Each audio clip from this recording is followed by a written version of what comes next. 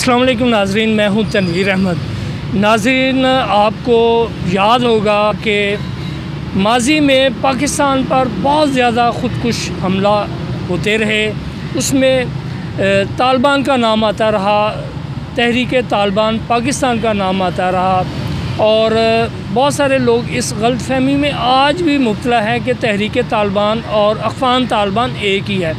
हालांकि पाकिस्तान ने जब एक रिटर्न एप्लीकेशन दी और तालिबान से ये कहा कि तहरीक तालिबान पाकिस्तान में मतलूब है और अफ़गानिस्तान में बैठ के वो पाकिस्तान के ख़िलाफ़ कार्रवाइयाँ करती है।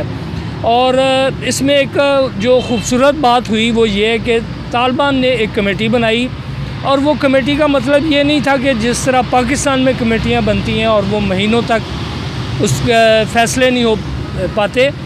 तालिबान ने कमेटी बनाई और उस कमेटी ने फ़ैसला भी किया और उसने तहरीक तालिबान को कहा कि वो हथियार जमा करवाएं और पाकिस्तान में जाके अपने मामलात को दुरुस्त करें।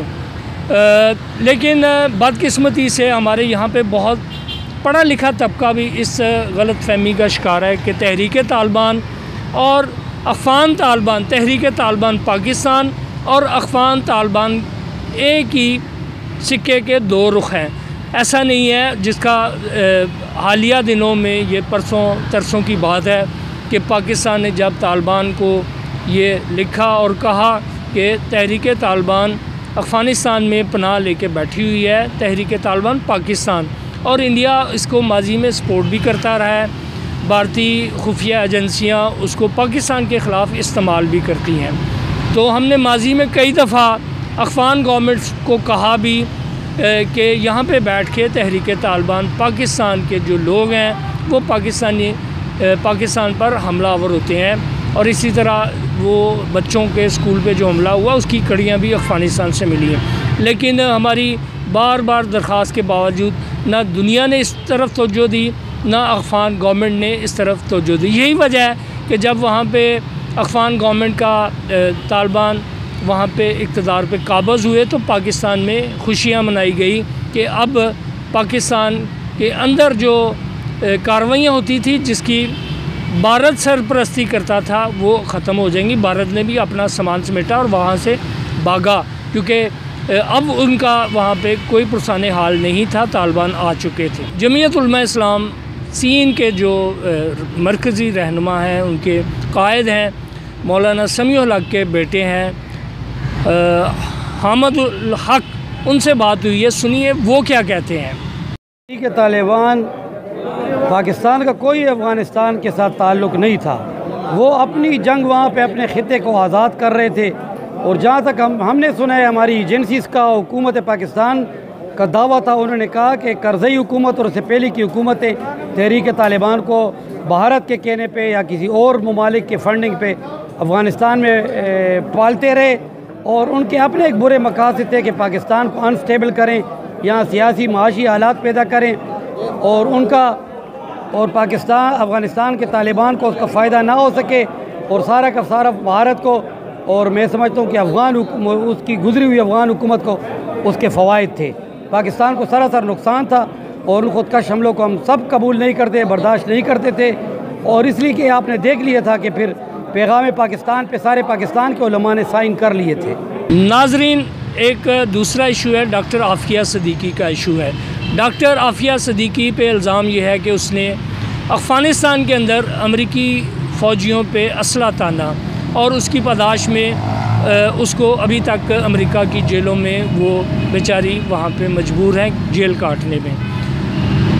अगर हम ये बात अमेरिका का इल्ज़ाम सच भी समझ लें कि डॉक्टर आफ़िया सिद्दीकी ने अमेरिकी फ़ौजियों पे असला ताना और उसका ये जुर्म था, तो इस जुर्म की पादाश में उसको जो सज़ा हुई है, अब हुआ ये है कि अफ़गानिस्तान में अमेरिका और तालिबान के दरमियान कामयाब मुज़ाकरात हुए, दोहा में मुज़ाकरात हुए और बहुत सारी चीज़ें तय पाई।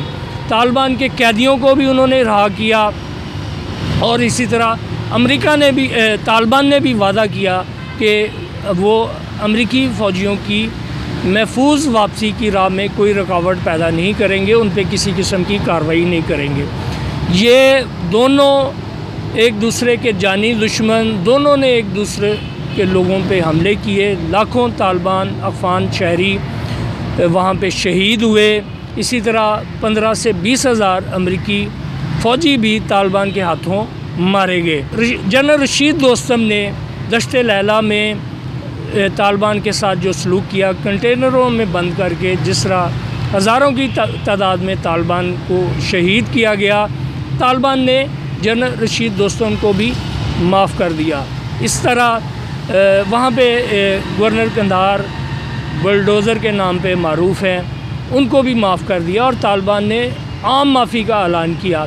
तो मेरा ये जो कुफ्ते हैं उनसे सवाल है, अगर डॉक्टर आफ़िया सिद्दीकी ने तालिबान के हक़ में अमरीकी फ़ोर्सेस के ख़िलाफ़ असला उठाया था तो वो एक जंगी कैदी है, उसने तालिबान के लिए लड़ाई की है। तालिबान ने जहाँ अपने दीगर कई कैदियों को रिहाई दिलवाई, वहाँ डॉक्टर आफ़िया सिद्दीकी के इशू को भी उठाना चाहिए, चूँकि ये जंग अब एहतताम पज़ीर हो गई है।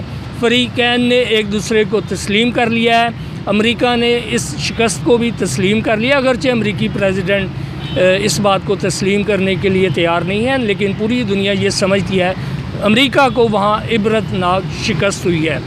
तो बात करने का ये मकसद है कि आफ़िया सिद्दीकी पाकिस्तान की बेटी है, लेकिन जिस मुल्क की वो शहरी है उस मुल्क के हुक्मरान भी उसके लिए आवाज़ नहीं उठा रहे। इस कौम के लिए, अफ़गान कौम के लिए, तालिबान के लिए उसने अगर अमेरिका के जो लगाए हुए इल्ज़ामात को दुरुस्त भी समझ लें तो तालिबान के लिए अगर उसने हथियार उठाए हैं तो तालिबान की क़यादत को चाहिए, जहाँ दीगर कई मामला तय हुए हैं वहाँ डॉक्टर आफ़िया सिद्दीकी के मामले को भी उठाना चाहिए। इस सिलसिले में पाकिस्तान में छोटे मोटे एहतजाजी मुज़ाहरे भी होते हैं और गुज़श्ता रोज़ जमीयत तलबा अरबिया का भी मुज़ाहरा हुआ है। उन्होंने डॉक्टर आफ़िया सिद्दीकी की रिहाई के हवाले से एक एहतजाज किया, लेकिन ये एहतजाजों की हद से आगे बात नहीं बढ़ती। मेरी तालिबान क़यादत, मेरी पाकिस्तानी हुक्मरान क़यादत, इन दोनों से गुजारिश है कि आफ़िया सिद्दीकी पाकिस्तान की बेटी है, वो उसका जुर्म यह है, उसका जो जुर्म नाम नहाद अमेरिका ने जिस जुर्म में उसको सज़ा दी है, अब तालिबान का फ़र्ज़ बनता है कि वो डॉक्टर आफ़िया सिद्दीकी की रिहाई के लिए भी इक़दाम उठाएं। ये वीडियो पसंद आए तो मेरा पेज तनवीर अहमद ऑफिशियल, इसको लाइक कीजिए, इसको शेयर कीजिए।